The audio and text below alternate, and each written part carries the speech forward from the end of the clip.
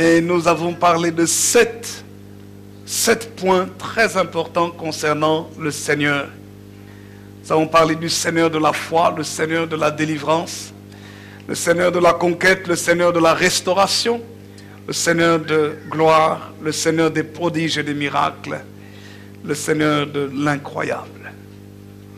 Et tout ce mois de janvier, nous sommes en train de parler sur le Seigneur de la foi. Amen. Le Seigneur de la foi. Et nous sommes dans la foi et nous sommes en train de parler sur les œuvres de la foi. En parlant particulièrement sur un des exemples extraordinaires dans la Bible qui est un modèle de foi pour chaque chrétien, pour chaque enfant de Dieu, c'est Abraham. Abraham, qui est appelé le père de la foi. Et ensemble, nous voyons que Dieu nous appelle à imiter cet exemple. Abraham, qui est notre exemple par excellence sur la foi. Comment la foi naît et grandit par la parole de Dieu, qu'elle va de pair avec les œuvres, et que la foi, justement, se manifeste lorsque nous accomplissons des œuvres de foi et qu'elles se manifestent par une vie transformée.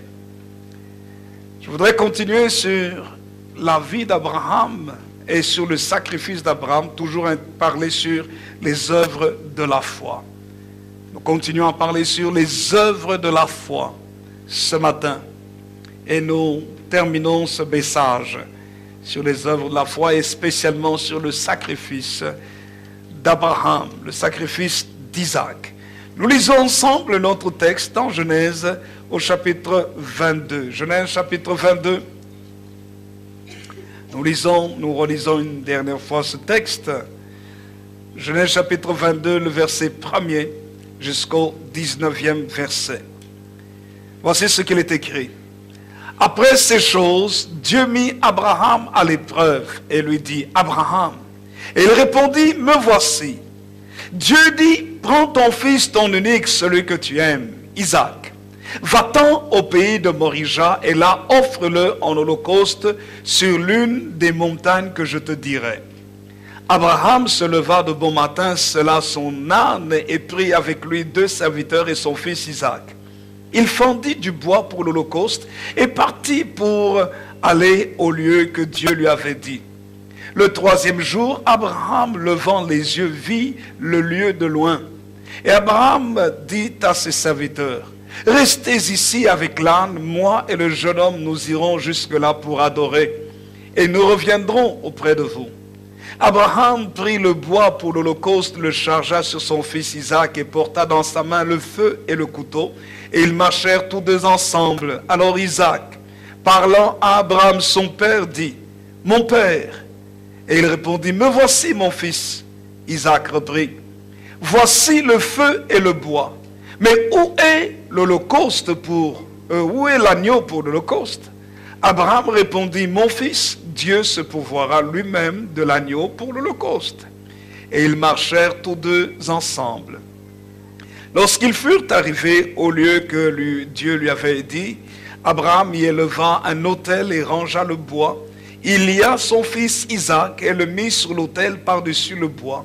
Puis Abraham étendit la main et il prit le couteau pour égorger son fils. Alors l'ange de l'Éternel l'appela des cieux et dit, Abraham, Abraham. Et il dit, me voici.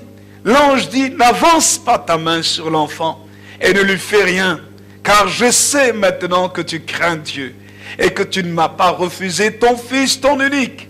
Abraham leva les yeux et vit derrière lui un bélier retenu dans un buisson par les cornes. Et Abraham alla prendre le bélier et l'offrit en holocauste à la place de son fils. Abraham donna à ce lieu le nom de Yahvé-Jiré. C'est pourquoi l'on dit aujourd'hui, à la montagne de l'Éternel, il sera pourvu. L'ange de l'Éternel appela une seconde fois Abraham des cieux et dit, je le jure par moi-même, parole de l'Éternel, parce que tu as fait cela, et que tu ne m'as pas refusé ton fils, ton unique, je te bénirai et je multiplierai ta postérité comme les étoiles du ciel et comme le sable qui est sur le bord de la mer. Et ta postérité possédera la porte de ses ennemis. Toutes les nations de la terre seront bénies en ta postérité parce que tu as obéi à ma foi. Abraham étant retourné vers ses serviteurs, ils se levèrent et s'en allèrent ensemble à Beersheba, car Abraham demeurait à Beersheba. Amen. Quelqu'un peut dire un vrai amen. Nous disons amen à la parole de Dieu. Est-ce que nous pouvons ensemble acclamer la parole de Dieu? Béni soit le Seigneur pour ta parole. Béni soit ton saint nom. Merci Seigneur. Amen. Lorsque nous lisons ce texte, nous voyons le sacrifice qu'Abraham a dû faire lorsque Dieu lui a demandé d'offrir son fils unique, Isaac, en holocauste. Et quand nous lisons ce texte, à première vue, nous réalisons qu'il est assez dur. Assez dur parce que cela ne fait pas partie de notre conception qu'un homme puisse sacrifier son propre enfant et spécialement un fils de la promesse, un fils du miracle. Effectivement, dans la pensée biblique, Dieu n'a jamais voulu que l'on puisse sacrifier qui que ce soit comme être humain. L'être humain a été créé pour vivre et non pas mourir. Et c'est le péché qui a introduit dans l'humanité la mort. Le péché qui provient de la désobéissance même de l'homme au commandement de Dieu. Et désobéissant au commandement de Dieu, l'homme a rompu sa relation avec Dieu. Et lorsque une relation avec Dieu est rompue, vous êtes livré à vous-même. En dehors de Dieu, il n'y a pas de vie. Il n'y a pas de véritable vie au sens profond du terme. Mais lorsque maintenant nous entrons nous récupérons, nous restaurons notre relation avec Dieu par la foi, et nous spécialement au XXIe siècle, par la foi dans le sacrifice que Dieu a fait par Jésus-Christ. Jésus est mort sur la croix pour que nous puissions être restaurés dans notre communion avec Dieu. Lorsque nous acceptons Jésus dans notre cœur comme Seigneur et Sauveur, lorsque nous confessons nos péchés, que nous nous tournons véritablement vers Dieu, que nous marchons selon les principes de Dieu, à ce moment-là, cette relation qui était rompue entre Dieu et les hommes est rétablie. Mais la relation qui est rétablie entre Dieu et les hommes a des exigences. Dieu a des principes. Et parmi les principes que nous lisons dans la vie d'Abraham, c'est l'obéissance, la confiance, la foi, croire que notre vie dépend de lui. Et entrer dans une relation pratique, non pas une relation juste théorique de la prière, mais une relation de la vie de tous les jours qui concerne tous les domaines de notre vie. Vous voyez, dans l'histoire de la vie d'Abraham ici, qu'est-ce que nous voyons? Nous voyons que la relation d'Abraham avec Dieu ne se limite pas à la prière.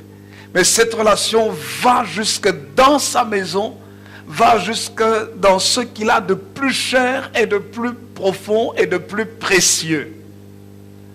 Donc, qu'est-ce que cela nous enseigne? Cela nous enseigne automatiquement que notre relation avec Dieu ne doit pas se vivre seulement le dimanche à l'église.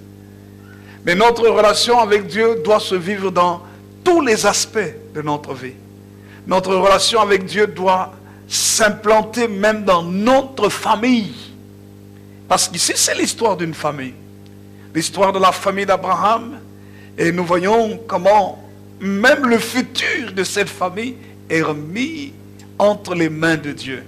Parce que Dieu lui dit, Abraham, donne-moi ton fils, ton unique.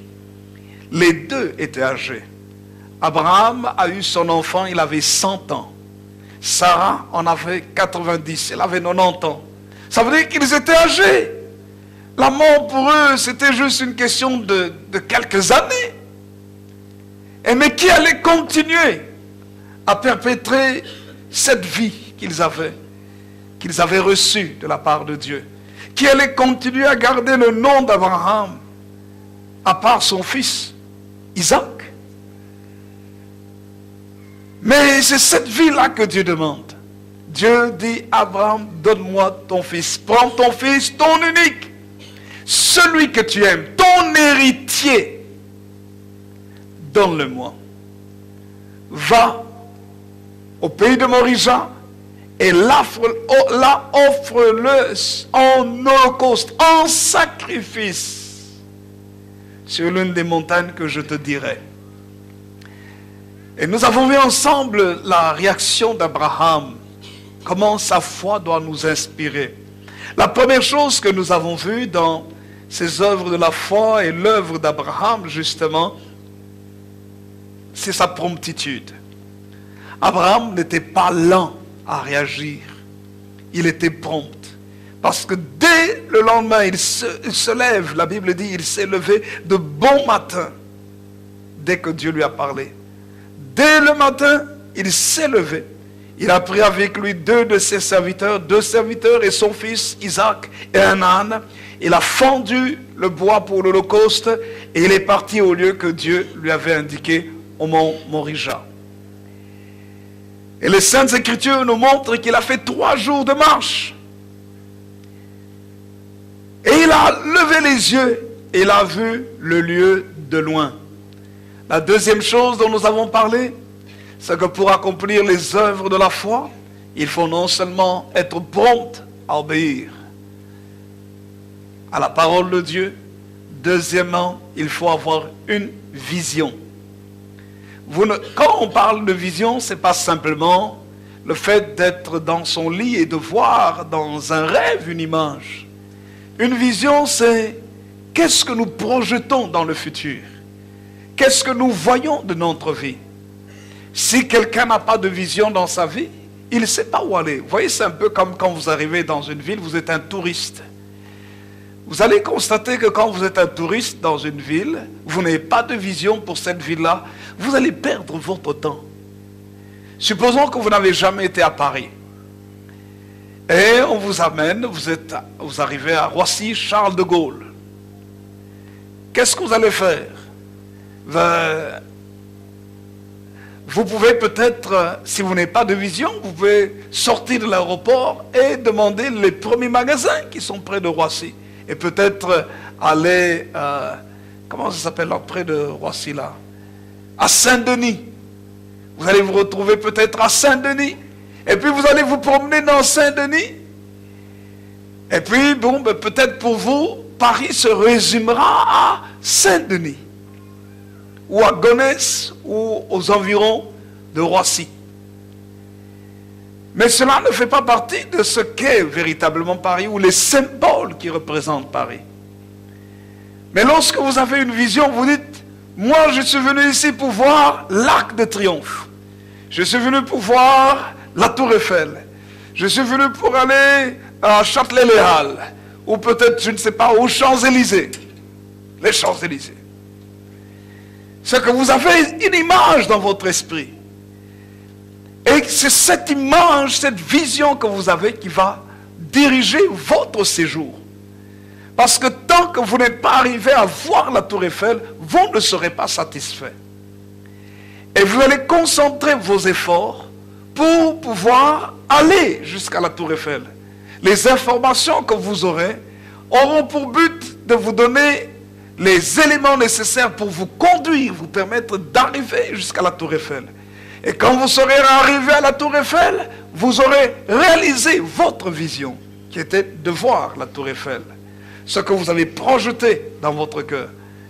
Quand quelqu'un n'a pas de vision, la Bible dit, lorsqu'il n'y a pas de vision, le peuple est sans frein. C'est-à-dire, vous allez dans tous les sens, vous ne savez pas ce qu'il faut faire. La Bible dit, lorsqu'il n'y a pas de vision, lorsqu'il n'y a pas de révélation, mon peuple périt. Le peuple est détruit quand il n'y a pas de vision, quand il n'y a pas de révélation. Vous perdez votre temps, en fait, vous perdez votre vie.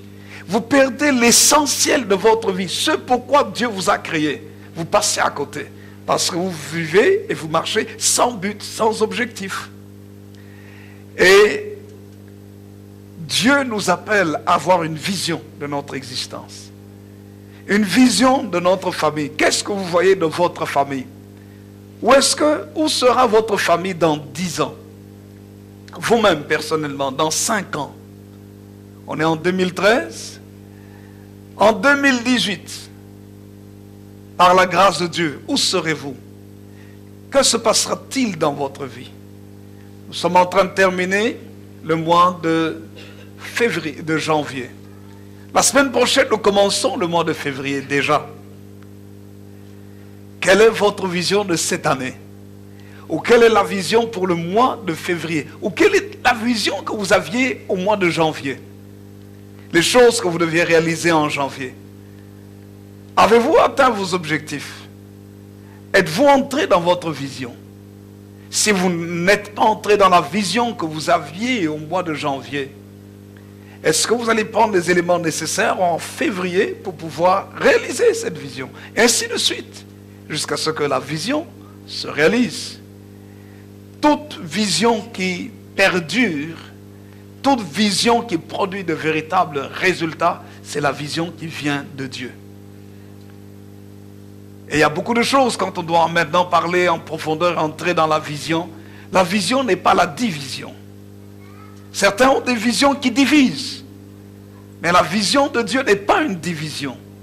La vision de Dieu, et quand vous lisez dans les Saintes Écritures, fait toujours partie de l'harmonie. La vision de Dieu rassemble. La vision de Dieu bâtit le corps. Dieu est un Dieu de corps. C'est un Dieu d'unité. C'est un Dieu de la communauté. Et c'est pour ça que vous allez voir dans les Saintes Écritures que Dieu a voulu directement former le couple. Il n'est pas bon que l'homme soit seul. Je ferai de lui une aide semblable. Il a voulu que les deux existent. Mais d'où est-ce que Dieu a tiré l'homme, la femme? Mais il a tiré de l'homme. Des gens étaient un peu trop loin en disant donc l'homme était homme-femme. Non. L'homme était ce qu'il était et Dieu, dans sa sagesse et dans sa préscience, a pu tirer une de ses côtes. Et on en a façonné la femme. Parce que il n'était pas bon que l'homme soit seul. L'homme aurait pu exister tout seul et commencer à, je ne sais pas par quel procédé, amener d'autres êtres humains au monde. Mais nous voyons que quand Dieu parle, il parle dans le sens de la communauté. Il n'a pas dit, je vais faire l'homme à mon image. Il dit, faisons l'homme à notre image, selon notre ressemblance. C'est le Dieu du nous. Je lui ferai une aide semblable à lui. Et nous voyons comment Dieu a sauvé Noé et sa famille. Comment Dieu appelle Abraham et son épouse à former une communauté, le peuple d'Israël. Dieu n'a pas changé. Il est toujours le même. Il est le Dieu de l'ensemble. Il est le Dieu qui veut que chaque être humain s'attache à lui. La vision est capitale. La vision de Dieu. Abraham a reçu la vision de Dieu. Il est arrivé de loin et il a vu le lieu que Dieu lui avait indiqué. Il a levé les yeux. La troisième chose que nous avons vue, c'est que la vision de Dieu nécessite une certaine dose de foi. Et certaines personnes n'ont pas cette dose de foi. Et c'est pour ça que parfois, il vaut mieux les épargner. Et nous avons parlé troisièmement de l'exclusion. la vision qui provient de Dieu parfois exclut certaines personnes momentanément. Et c'est ce qu'Abraham a dû faire. Il a dit à ses deux serviteurs, restez ici, vous et l'âne, restez ici, pendant que moi et le jeune homme, nous irons, tandis que moi et le jeune homme, nous irons jusque là pour adorer et nous reviendrons auprès de vous. Cela est écrit au verset 5, pardon. L'exclusion. Et nous lisons dans l'évangile de Matthieu au chapitre 17 que lorsque Jésus a été transfiguré dans sa gloire, Jésus n'a pas pris tous ses apôtres, il n'a pas pris tous les 12, il n'en a pris que 3 avec lui, Pierre, Jacques et Jean. Et nous voyons que dans bien de miracles aussi, le Seigneur ne prenait pas toujours tout le monde. Quand par exemple le Seigneur a ressuscité l'enfant de la fille de Jairus, la Bible dit qu'il est entré dans la maison avec Pierre, Jacques et Jean. Et là, il a ressuscité la fille. Pourquoi est-ce qu'il ne prenait pas tout le monde? Vous savez pourquoi? Et du moins pour moi, lorsque je lis la Bible, pour moi personnellement, quand je vois Matthieu chapitre 17, il ne prenait pas tout le monde parce que quand il est descendu de la montagne, il y avait une discussion dans la foule. C'est qu'un homme avait amené son enfant qui était lunatique, que les démons perturbaient, et les disciples n'ont pas pu chasser le démon. Et Jésus n'était pas content que les disciples n'aient pas pu chasser le démon. Et Jésus utilise des paroles dures, des paroles qui choqueraient plusieurs. Et quand le Seigneur leur parle, il leur parle durement. Vous voyez, frères et sœurs, dans Matthieu chapitre 17, le verset 17, Jésus leur dit, race incrédule et perverse. Vous vous rendez compte? Comme nous disions, si Jésus nous disait, si quelqu'un nous disait ça, comment est-ce que cela, qu'est-ce que ça ferait dans notre cœur? Jésus leur dit, race incrédule et perverse. Jésus n'était pas content. Il dit, jusqu'à quand vous supporterai-je? Jusqu'à quand serai-je avec vous? Amenez-le-moi ici. Et Jésus parle sévèrement aux démons. Et la Bible dit au verset 18, les démons qui sortirent de lui, et l'enfant fut guéri à l'heure même. Amen. Quelqu'un peut dire un vrai amen. Jésus a parlé sévèrement aux démons. Mais Jésus n'était pas content de ce que les disciples n'avaient pas pu chasser le démon. Et les disciples étaient étonnés. Pourquoi est-ce qu'ils n'avaient pas pu chasser le démon? Jésus leur dit au départ, race incrédule et perverse, vous avez manqué de foi. Il leur dit ça. Et les disciples ne comprennent pas. Et ils s'approchent de lui. Et ils lui disent en particulier, mais pourquoi n'avons-nous pu chasser ce démon? Jésus revient à ce qu'il avait dit au départ. Au verset 20, Matthieu chapitre 17, verset 20, Jésus leur dit, c'est à cause de votre incrédulité. Il dit, je vous le dis en vérité, si vous aviez de la foi comme un grain de sénévé, vous diriez à cette montagne, transporte-toi d'ici là, elle se transporterait, rien ne vous serait impossible. Alléluia. Quelqu'un peut dire un vrai amen. Qu'est-ce que le Seigneur est en train de leur dire? Le Seigneur dit, je vous reproche le problème que vous avez, vous n'avez pas pu chasser le démon à cause de votre manque de foi. L'incrédulité. Vous n'avez pas fait confiance à Dieu. Vous avez douté. Alors vous pouvez vous imaginer si ils voyaient cet homme, ce jeune homme, cet enfant, et n'ont pas pu chasser le démon. Et ils avaient déjà vu Jésus chasser les démons. Jésus leur avait déjà donné le pouvoir aussi de chasser le démon. Peut-être ici, ils étaient face à un type de démon assez particulier. Peut-être quelque chose qu'ils n'avaient jamais expérimenté. Mais Jésus leur reproche quand même leur incrédulité. Quand vous lisez Matthieu chapitre 10, vous voyez que Jésus leur avait donné le pouvoir de chasser les esprits impurs. De guérir toute maladie, toute infirmité. Matthieu chapitre 10, verset 1er. Mais ici, il leur reproche. Et il rajoute, et il dit ceci, le verset 20, il dit, mais cette sorte de démon ne sort que par la prière et par le jeûne. Donc il y a une catégorie de démons qui ne va pas sortir juste avec des paroles.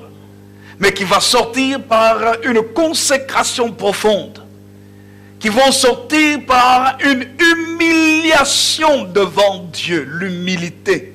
On s'humilie devant Dieu, on se consacre, c'est le jeûne. La prière dans une communion profonde avec le Seigneur pour recevoir sa puissance, son autorité, et les démons pourront être chassés. Et Jésus leur dit cela, c'est cette sorte de démon ne sort que par la prière et par le jeûne. Vous voyez, frères et sœurs, ces disciples n'ont pas été avec Jésus. Tous ces 9 autres disciples n'ont pas été avec Jésus à la montagne de la transfiguration, là où Moïse est apparu, alors que Moïse était déjà mort depuis plusieurs siècles.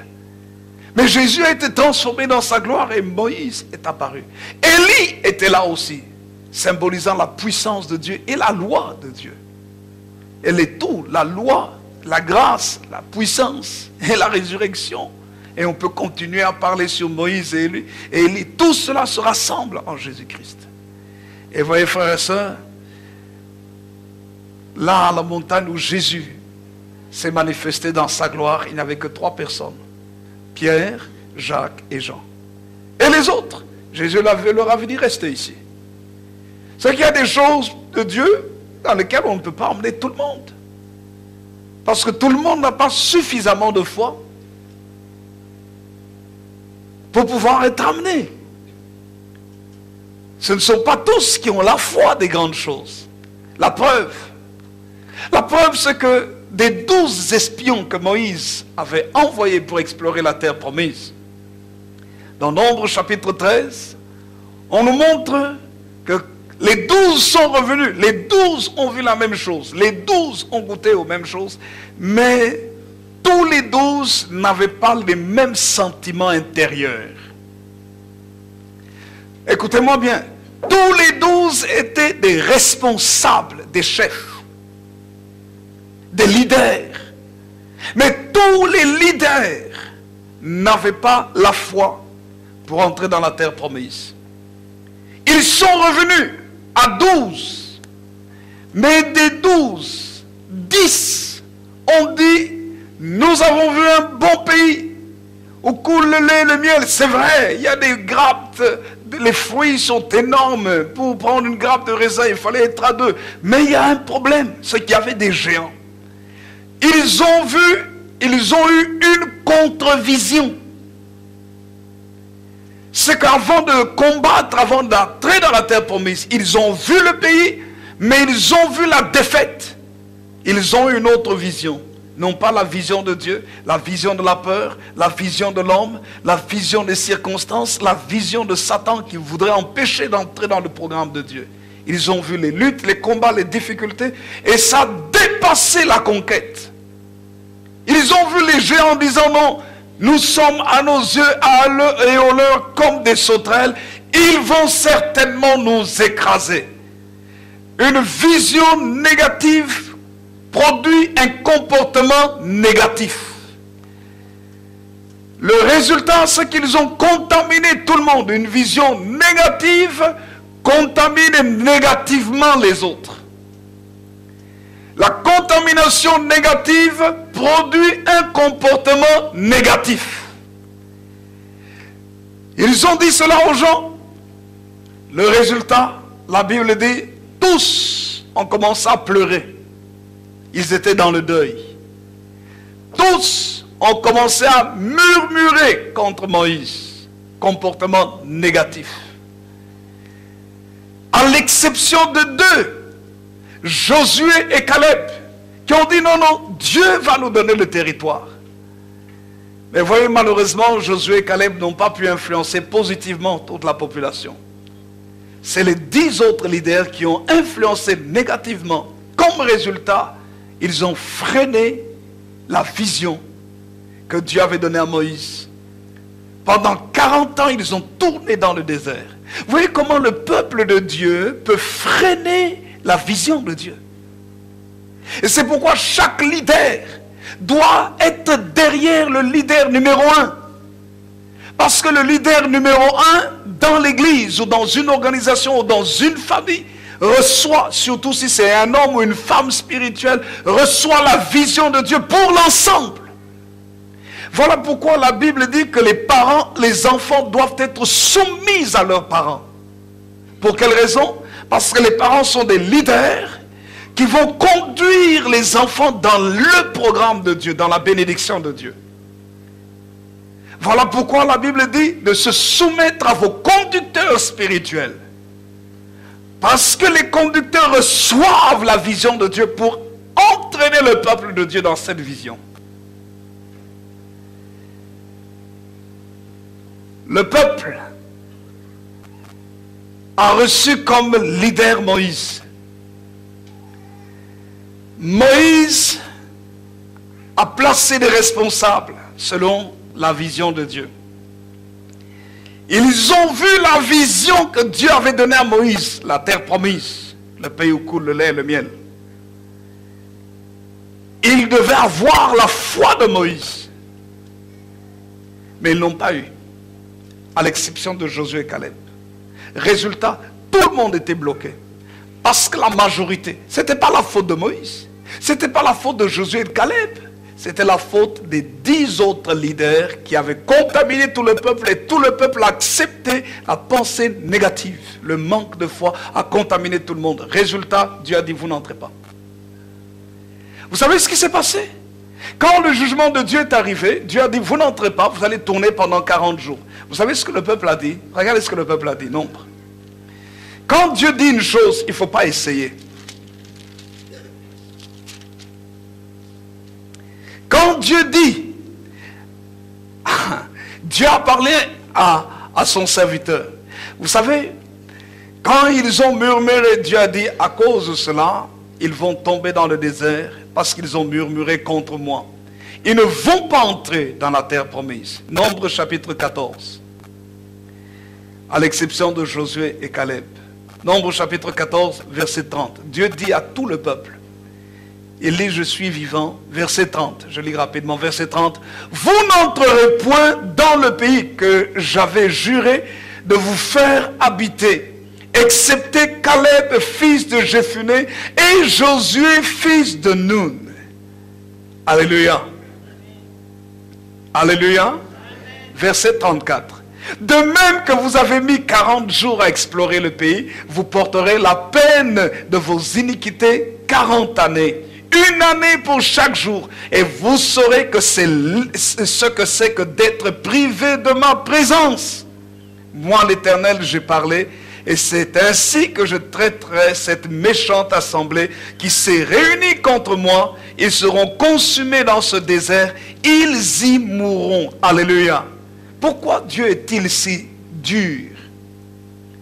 En fait, Dieu ici voulait que le peuple puisse vraiment lui faire confiance. Et comment est-ce que le peuple allait-il faire confiance à Dieu? En faisant confiance au serviteur de Dieu, à Moïse. Moïse que Dieu avait choisi. Parce que quand vous lisez la Bible, vous allez constater que il n'est pas écrit que le peuple a murmuré contre Dieu. Non. Il est écrit que le peuple a murmuré contre les leaders. Et vous voyez, il y a un problème au milieu des chrétiens aujourd'hui, dans le monde entier. Dans le monde entier, les chrétiens, et c'est une tactique de Satan, les chrétiens sont en train de diminuer la valeur des leaders.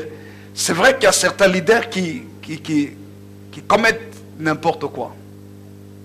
Et Satan en profite pour mettre tous les leaders dans le même panier. Et pour que dans la pensée des chrétiens, le leader n'ait pas de valeur. En fait, il se dit non, moi j'obéis à Dieu. Je n'obéis pas aux hommes. Je me soumets à Dieu, mais je ne me soumets pas aux hommes. Frères et sœurs, ce n'est pas une pensée biblique. Vous savez pour quelle raison? La Bible dit, soumettez-vous donc les uns les autres. Les uns aux autres. Donc si nous nous soumettons les uns aux autres, c'est la pensée biblique. On ne parle pas aux esprits, on parle aux êtres faits de chair et de sang. Amen.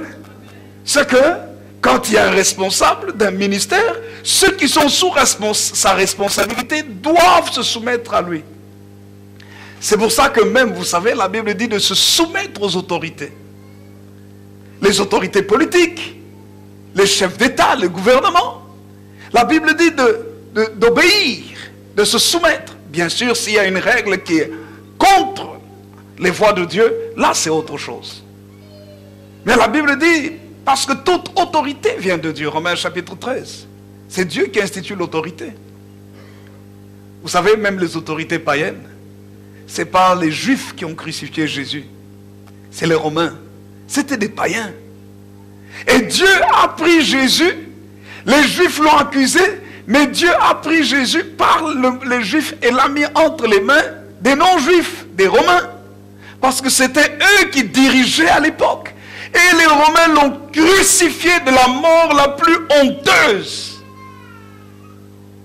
En fait, quand les Romains crucifiaient les gens, c'était pour que tout le monde le voie et tout le monde soit au courant et tout le monde le sache très bien. Et Dieu a permis qu'effectivement, le monde entier sache très bien que Jésus a été crucifié par l'autorité romaine. Mais béni soit le Seigneur, le troisième jour, il est ressuscité d'entre les morts. Alors nous revenons à notre texte, Nombre chapitre 14, le verset 1er et le verset 2. Toute l'assemblée éleva la voix et poussa des cris, et le peuple pleura pendant la nuit. Regardez ce qu'il est écrit, verset 2. Tous les enfants d'Israël murmurèrent contre Moïse et Aaron. Et toute l'assemblée leur dit, que ne sommes-nous morts dans le pays d'Égypte, ou que ne sommes-nous morts dans ce désert? Verset 3. Pourquoi l'Éternel nous fait-il aller dans ce pays où nous tomberons par l'épée, où nos femmes et nos petits-enfants deviendront une proie? Ne vaut-il pas mieux pour nous retourner en Égypte? Et ils se dirent l'un à l'autre, nommons un chef et retournons en Égypte. Alléluia. Regardez ce que Moïse fait. Moïse et Aaron font. Moïse et Aaron tombèrent sur leur visage en présence de toute l'assemblée réunie des enfants d'Israël. Vous voyez, il y a un contraste ici. Regardez un peu le contraste qu'il y a. Les vrais leaders, écoutez-moi bien, les vrais leaders ne luttent pas pour leur poste. Non. C'est Dieu qui confirme leur position. Les vrais leaders voient plus loin que la situation présente. Écoutez-moi bien. Écoutez-moi bien.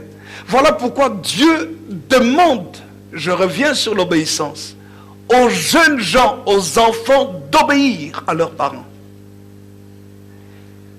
Pour quelle raison? Parce que les parents voient plus loin que les enfants. Les leaders voient plus loin que ceux qui sont sous leur responsabilité. Ils ont toujours une longueur d'avance. Moïse, Aaron voyaient plus loin que tout le peuple. C'est pour ça que Moïse et Aaron sont tombés sur le visage, signe d'humilité. Signe de désolation et de tristesse. Parce qu'ils savaient que Dieu allait réagir différemment. Le peuple se voyait, eux et Moïse et les adversaires, et se disaient retournons en Égypte. Moïse et Aaron voyaient la désobéissance du peuple vis-à-vis de Dieu, vis-à-vis du commandement de Dieu. Le peuple se lève en disant non. Moïse et Aaron, on aurait dû mourir dans l'Égypte, en Égypte. Et puis pourquoi est-ce que Dieu nous amène ici? Nos enfants, nos familles, nos femmes. Nous allons tous mourir par l'épée. C'est mieux que nous retournions en Égypte. Vous savez ce qu'ils font? Ils disent, nommons un chef et retournons en Égypte. Nommons un chef. Si vous constatez le printemps arabe actuellement, c'est la révolution du peuple.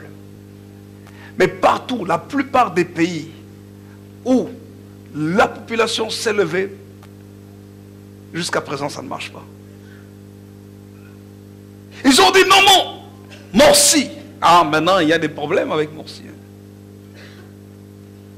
Non, non. La révolution du peuple n'arrange pas toujours les choses. Et ici, Dieu leur avait donné Moïse, mais ils ont dit non, Moïse, chef, et retournons en Égypte. Ce n'était pas la vision de Dieu, c'était tout à fait le contraire de la vision de Dieu. Dieu voulait qu'ils prennent le pays promis. Mais eux, ils retournaient dans ce qui leur avait fait du tort. Ils voulaient retourner là-bas. Ils étaient contre la vision de Dieu. Et puisqu'ils étaient contre la vision de Dieu, vous voyez en eux l'orgueil. C'est pour ça qu'ils se sont dit, nommons un chef. Mais qui les avait libérés? Pourquoi est-ce qu'ils n'avaient pas pu nommer un chef en Égypte pour les délivrer? Ils sont restés 430 ans au total en Égypte. Ils n'ont jamais trouvé quelqu'un pour les libérer. Mais Dieu suscite Moïse. Moïse vient. La main de fer de Pharaon est brisée. Le pouvoir, le sceptre de l'Égypte tombe. Un royaume puissant tombe devant une personne et son coéquipier. Moïse et Aaron. Parce que Dieu est avec Moïse et Aaron.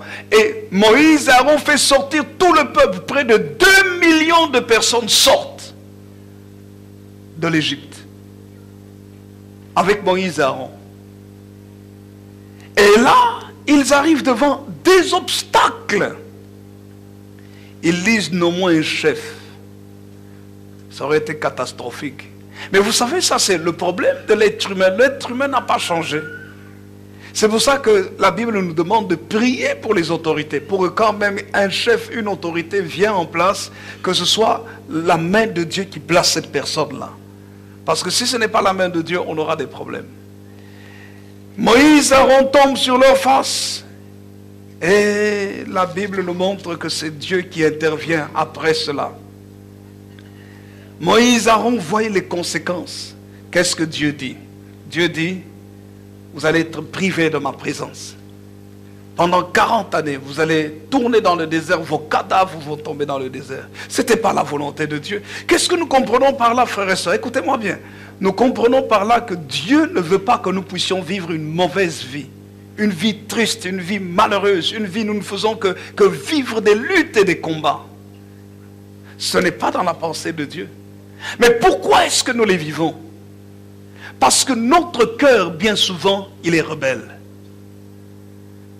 Une simple chose, on n'obéit pas. Une simple chose, on donne une simple direction, on ne le fait pas. Chacun veut faire ce qu'il veut. Et c'est ça le problème.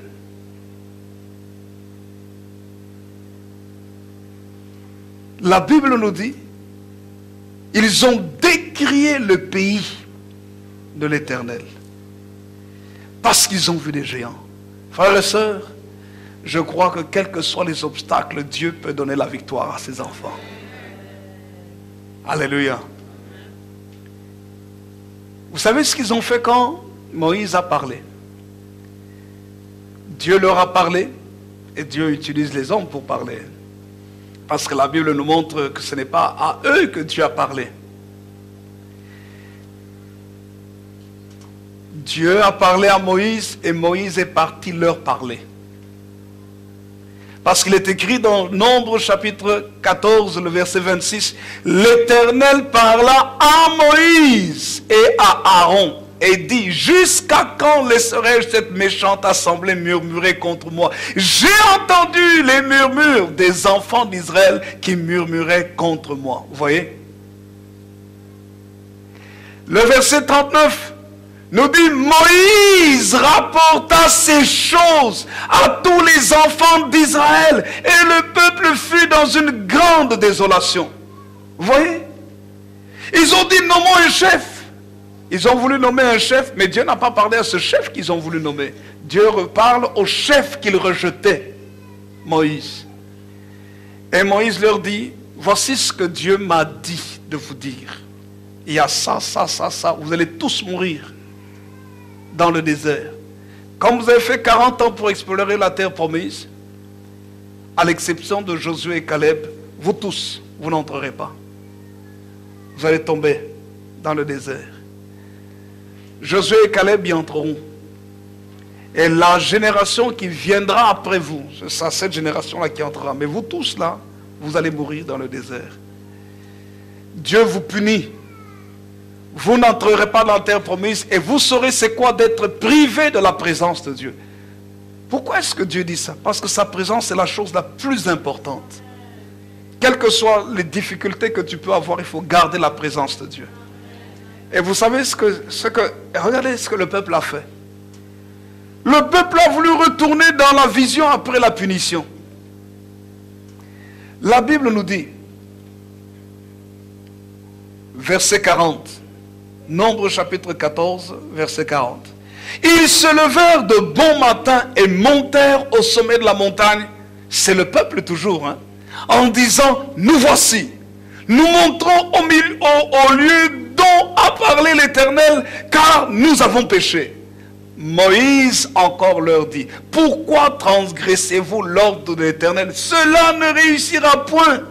Ne montez pas, car l'Éternel n'est pas au milieu de vous. Ne vous faites pas battre par vos ennemis. Amen. Je m'arrête juste un instant.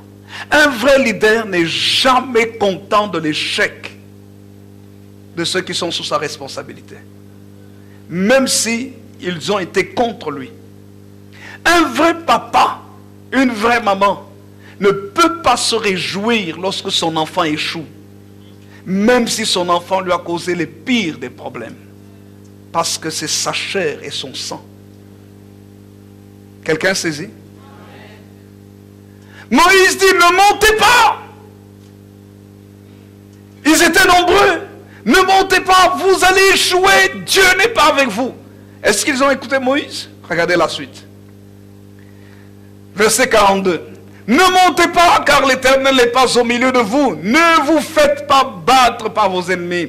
Car les Amalécites et les Cananéens sont là devant vous. Et vous tomberez par l'épée. Parce que vous vous êtes détournés de l'Éternel. Et l'Éternel ne sera point avec vous. Amen.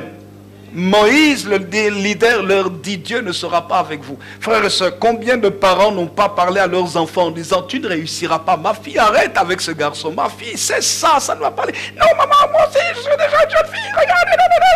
Parce qu'elle sait maquiller, parce qu'elle sait faire la coiffure, parce qu'elle sait mettre des talons, elle sait marcher. Alors elle n'écoute plus.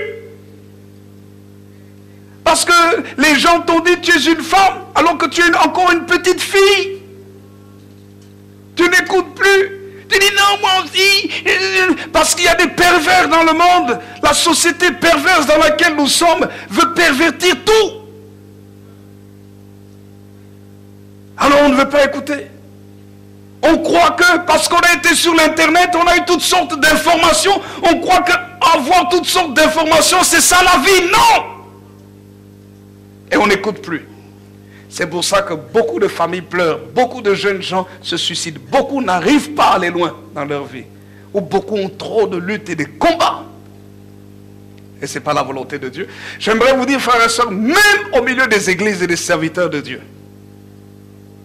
je côtoie beaucoup de serviteurs de Dieu de notre dénomination, mais aussi d'autres dénominations, comme des indépendants, et je vois des erreurs, et je vois que la Bible est la même. Ça s'applique à toutes les générations. Ça s'applique à toutes les générations. Il y a des principes qui sont écrits dans la Bible pour réussir.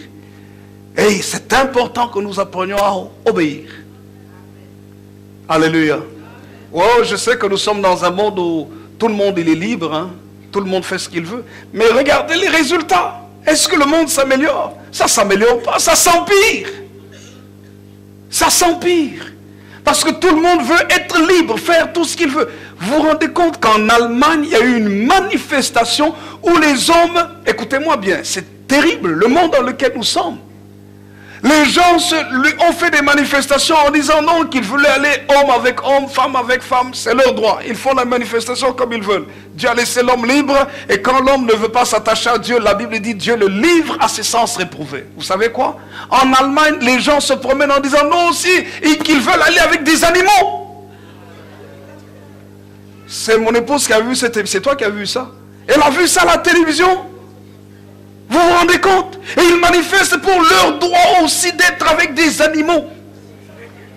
Vous vous rendez compte où est-ce qu'on va? Sous le compte de la liberté, l'Occident va loin, droit vers le mur. C'est pourquoi l'Église doit prier. C'est pourquoi l'Église du Seigneur doit revenir à la parole de Dieu. On doit remettre l'Église au centre du village. L'humanité est en train de se perdre. Et vous savez, pendant ce temps-là, beaucoup de gens sont aveugles, ne voient pas. Ils sont en train de s'amuser. Tous les soirs, les gens sortent. Tous les gens font tout ce qu'ils veulent. Mais les gens ne voient pas. Et les chrétiens doivent avoir les yeux ouverts pour prendre la parole de Dieu et l'amener sur la place publique. C'est la Bible qui doit diriger. Pourquoi? Parce que ce sont des paroles de bon sens. Parce que c'est des paroles de valorisation de l'être humain. Comment est-ce qu'un être humain normal, veut descendre au niveau d'être avec un animal? Ça veut dire que l'être humain est devenu animal. Il a perdu sa gloire, la gloire que Dieu lui a donnée. C'est le monde dans lequel nous sommes, frères et sœurs. Voilà pourquoi nous ne devons pas prêcher l'évangile comme si c'était des petits bonbons que nous devons donner aux gens. Nous devons prêcher la parole de Dieu dans toute sa plénitude. Et l'évangile, j'aimerais vous dire, la parole de Dieu est un médicament pour cette société.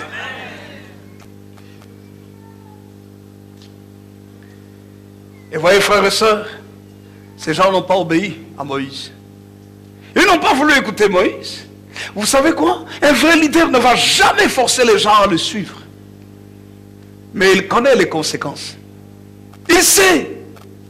Les parents, quand parfois certains parents disent, ma fille ne fait pas, ne fait pas, ne fait pas, ne fait pas, ne fait pas. Elle va dire, j'ai 18 ans, j'ai mes droits. La société me dit que je suis majeur. Ma fille, la société peut te dire, mais j'ai de l'expérience. Écoute ma fille. Oh non, moi aussi, non.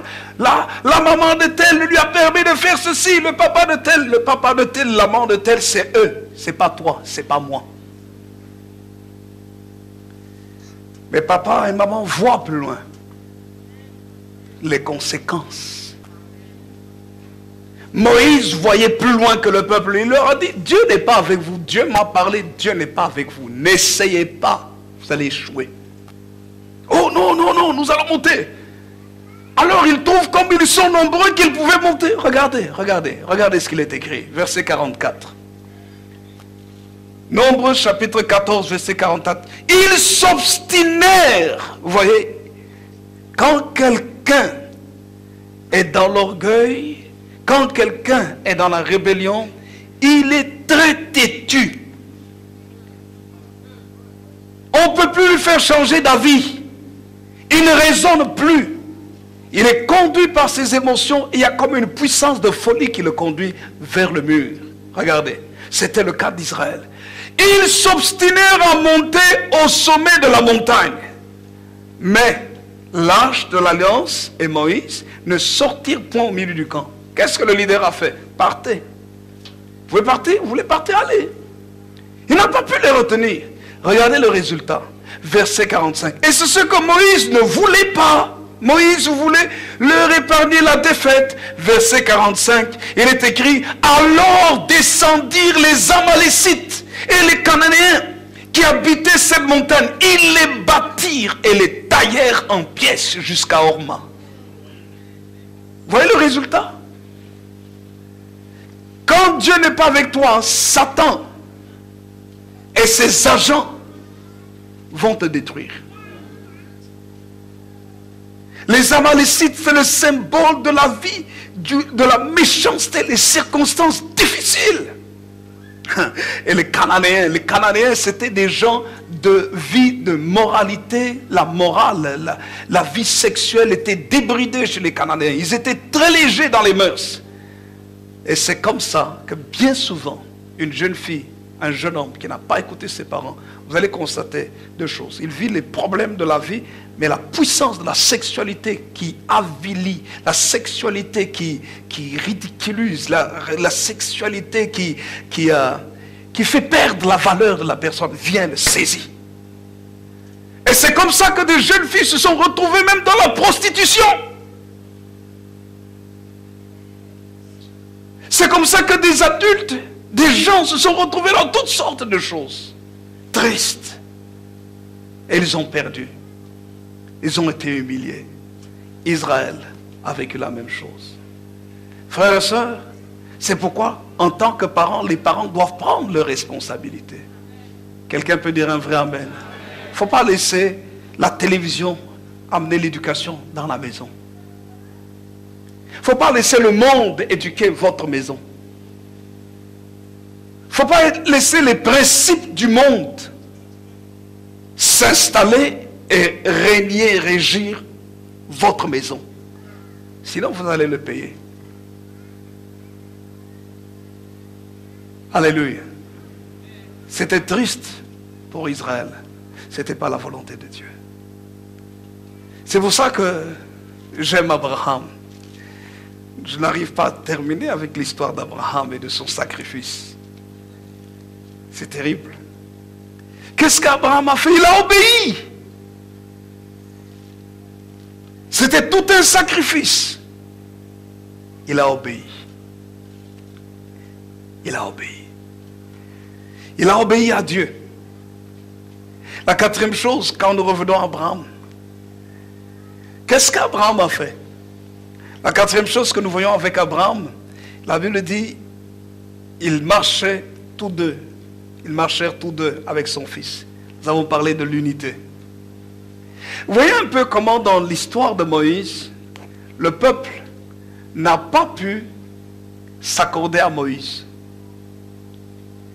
Quand il y a une vision, il y a des leaders, il faut apprendre à vivre l'unité. L'absence d'unité fait perdre beaucoup. Beaucoup. L'unité est la clé même. L'unité dans la vision. L'unité dans les sentiments. L'unité dans la présence. Amène la victoire dans la vie. Le peuple, quand nous revenons à l'histoire de Moïse et d'Israël, qu'est-ce qui s'est passé? Le peuple commence bien. Moïse leur dit, allez voir. Ils vont, ils explorent. 12, ils sont unis à la vision. Et ils sont unis dans la vision, mais pendant qu'ils sont en train de voir la vision, il y a une division qui s'installe en eux.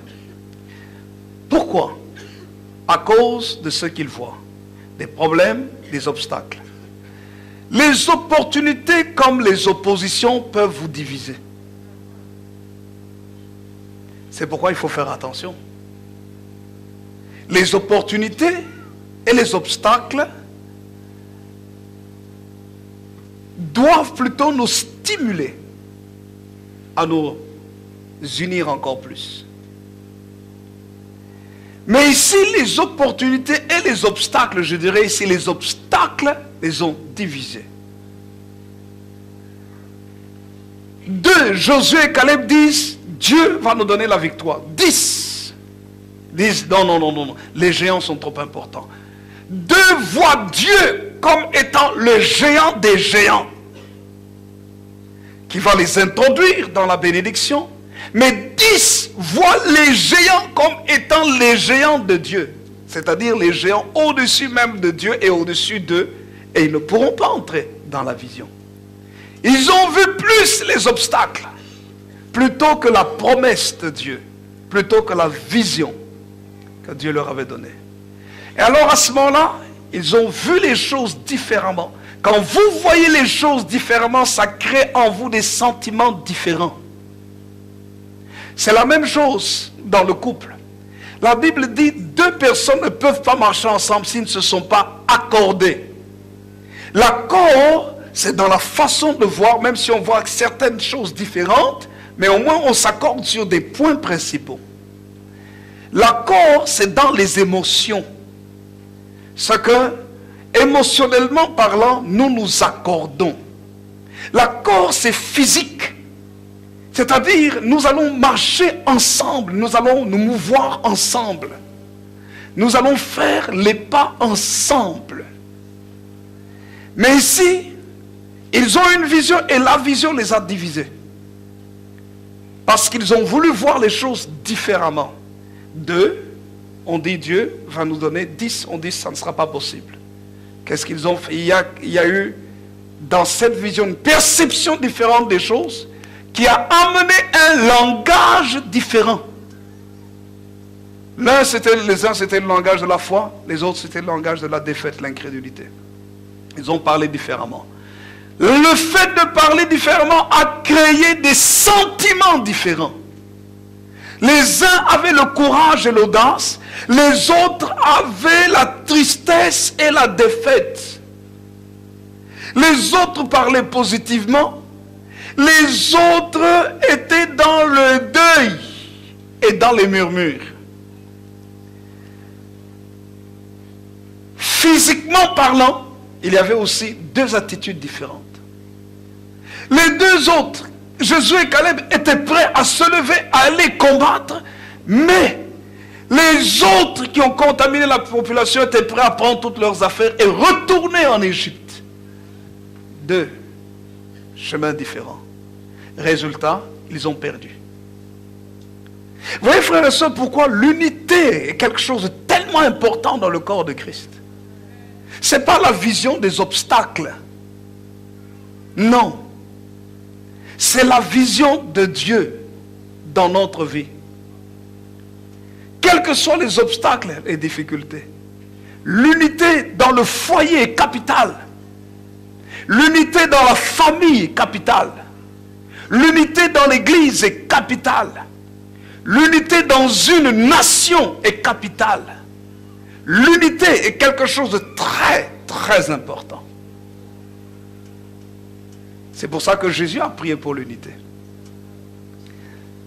Abraham a dit, moi et le fils nous partirons et ensuite nous reviendrons vers vous. Abraham a toujours été un homme qui cultivait l'unité. Il n'a jamais voulu les problèmes. Jamais. Même quand c'était son droit, il n'a pas réclamé son droit. Il a toujours tout fait pour garder l'unité. Et quand vous lisez les Saintes Écritures, vous allez constater que Dieu veut, et à plusieurs reprises dans le livre d'Éphésiens, dans le Nouveau Testament, et les épîtres de Paul, nous voyons comment Dieu veut que l'on conserve l'unité. Parce que c'est une puissance. L'unité est capitale pour notre vie. Alléluia. Quelqu'un peut dire un vrai amen? Écoutez, comment garder l'unité? Vous pouvez retenir 3 H. H. L'unité, pour garder l'unité, il nous faut l'humilité. Vous ne pouvez pas garder l'unité sans être humble. Cultivez la capacité de se remettre en question. Cultivez la capacité de dire non, là, peut-être que j'ai tort, mais je m'humilie. Là, j'ai raison. Mais pour le bien de tous, je ne le fais pas. C'est l'humilité. Jacques chapitre 4, verset 6. Vous allez constater que l'humilité est mise en rapport aussi avec la victoire dans les luttes, dans les combats, même contre le diable. Jacques chapitre 4, verset 6, il est écrit, Dieu accorde au contraire une grâce plus excellente. C'est pourquoi l'Écriture dit, Dieu résiste aux orgueilleux, mais il fait grâce aux humbles. Et puis il dit, soumettez-vous donc à Dieu et résistez au diable et il fuira loin de vous. 1 Pierre chapitre 5, c'est Jacques chapitre 4 verset 6 que je viens de lire. 1 Pierre chapitre 5, il est écrit ceci au verset 5. De même, vous qui êtes jeunes, soyez soumis aux anciens. Et vous tous, dans vos rapports mutuels, revêtez-vous d'humilité. Car Dieu résiste aux orgueilleux, mais il fait grâce aux humbles. Amen. Dieu fait grâce. Dieu amène sa faveur à ceux qui sont humbles de cœur. L'humilité. Ne pas toujours se considérer comme étant supérieur, mais apprendre à être humble. Ne pas toujours se considérer comme toujours ayant raison. Même si on a raison, mais pour le bien, je laisse passer l'humilité. L'humilité permet de garder l'unité. On t'a maltraité, ok, c'est pas grave. Mais gardons l'unité. Deuxièmement, l'humeur. Pour garder l'unité. L'humeur. C'est-à-dire, est-ce que tu es content? Ou tu es triste? Ou tu es fâché? Notre humeur nous permet de garder l'unité. Si vous avez toujours une mine triste, vous êtes toujours là avec une attitude colérique, votre humeur n'est pas bonne. L'humeur est quelque chose qui intervient pour garder l'unité, notre humeur. Troisièmement, l'humour. L'humour. L'humour veut dire par là, il faut savoir rigoler. Dites à votre voisin, il faut savoir rigoler. Alléluia. L'humour. Il faut savoir relativiser les choses. Il ne faut pas toujours être hyper sérieux. On ne veut jamais rire. Non, il faut être détendu. Dites à votre voisin, il faut être détendu. Alléluia. C'est important. Savoir rigoler de certaines choses. Savoir relativiser. Quelqu'un vient avec quelque chose de grave. Et tu relativises les choses. Tu ne te moques pas parce que si tu te moques, ça peut aggraver la chose. Mais tu vois comment est-ce que tu peux amener la joie là-dedans, peut-être alléger un peu la gravité des choses, peut-être en rigolant d'une certaine manière. Mais pour ça, tu dois connaître l'autre. Si tu dis, oh non, je rigolais seulement, l'autre parfois, tu dis, tu rigolais tout ce que je t'ai dit. Ça s'empire. Et tu dis, non, on m'a dit à l'église qu'il fallait faire de l'humour. Ah bon, c'est ça qu'on t'a dit à l'église? Non, il faut savoir juger la gravité de quelque chose. Hein. Amen. Mais l'humour, c'est important. Vous allez constater que partout, les gens savent rigoler. Ils sont attachés, les liens sont plus soudés. C'est important. Amen. Béni soit le nom du Seigneur. La première chose donc que nous avons dite avec Moïse, c'est Abraham, c'est la promptitude. La deuxième chose, la vision.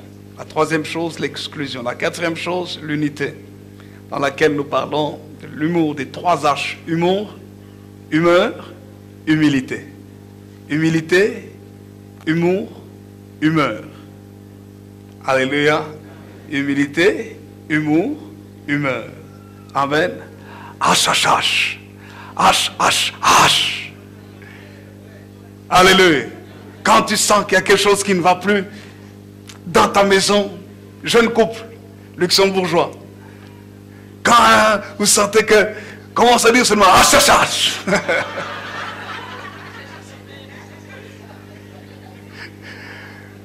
Alors tu te rappelles. H.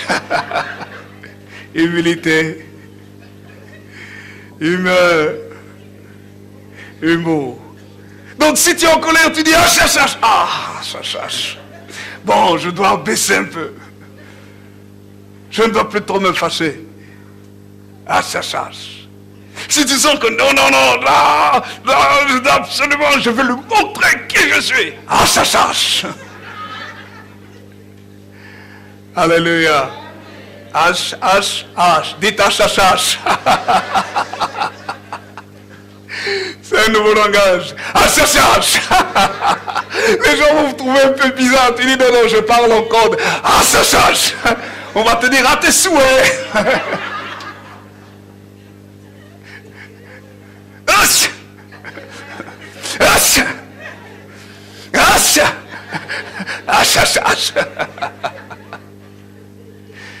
Alléluia. Et là, tu te souviens que la colère doit sortir. Alléluia. Tu dois la libérer. La méchanceté doit... Tu dois la libérer. Alléluia. L'animosité, tu dois... Elle doit quitter. Ces esprits doivent être chassés. Parce que c'est des puissances spirituelles.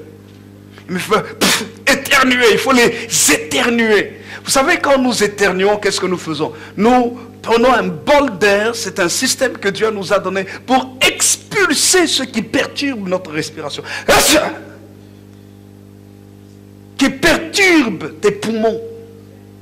Pouf! Satan est un prince de la puissance de l'air. Il faut expulser, éternuer les puissances des ténèbres, les chasser hors de notre maison, hors de notre corps, le temple du Saint-Esprit. La destruction va venir dans ta maison. Cherche 10 fois. Jusqu'à ce que... parce que parfois, quand on éternue, il y en a qui éternuent de plusieurs façons. Il y a plusieurs types d'éternuement. Il y en a qui éternuent dans tous les sens. Il y en a quand ils éternuent, vous avez peur, c'est un tremblement de terre. C'est terrible. Mais peu importe le style d'éternuement, mais il faut que ça sorte. Quelqu'un peut dire un vrai amen. Béni soit le nom du Seigneur. Alléluia. Frères et sœurs, nous devons cultiver l'unité. Abraham l'a cultivé. La cinquième chose, c'est la foi. La foi. La foi. Et je vais terminer par là. Et je parlerai de deux autres choses par la grâce de Dieu la prochaine fois. La foi. Nous avons parlé beaucoup de la foi d'Abraham, mais écoutez-moi bien. Hébreux chapitre 11, verset 5. Hébreux 11. Pourquoi Abraham a-t-il eu la foi? Cette foi-là. Croyons que Dieu était capable de ramener son fils. Dieu lui dit, sacrifie-moi ton fils. Et Abraham part. Pourquoi? On doit se poser la question, pourquoi? Hébreux chapitre 11.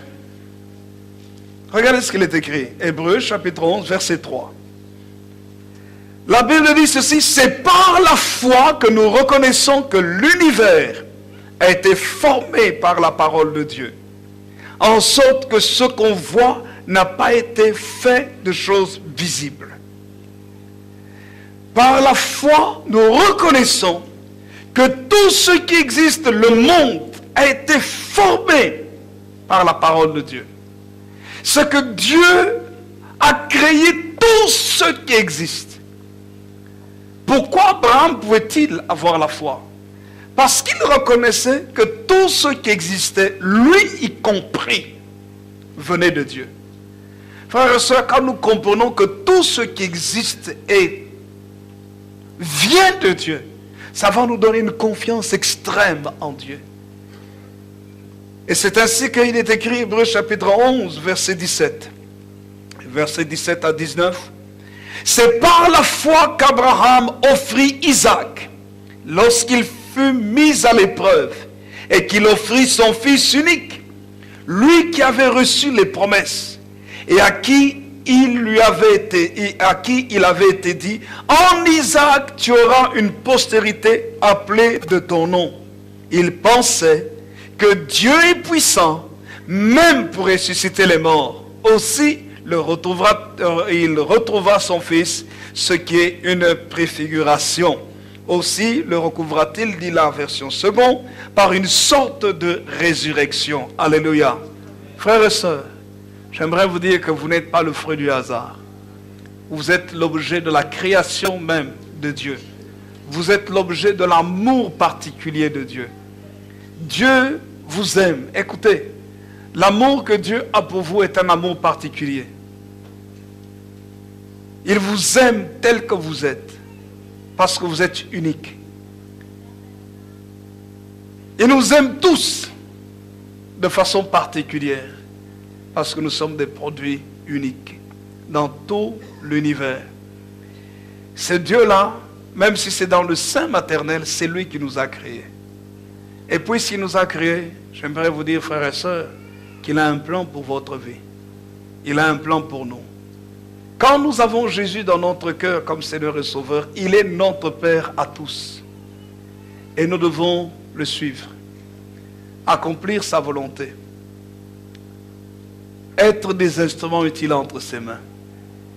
Et quand nous le suivons, notre vie ne peut que s'épanouir.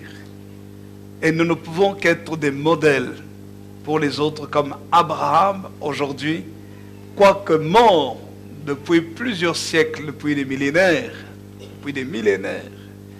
Abraham continue à nous inspirer. Qu'est-ce que cela veut dire? Lorsque nous marchons avec Dieu et dans la volonté de Dieu, même si nous ne sommes plus là, notre vie va continuer à inspirer les autres, parce que Dieu va se servir de notre vie comme étant un modèle. Que Dieu se serve de toi, mon frère.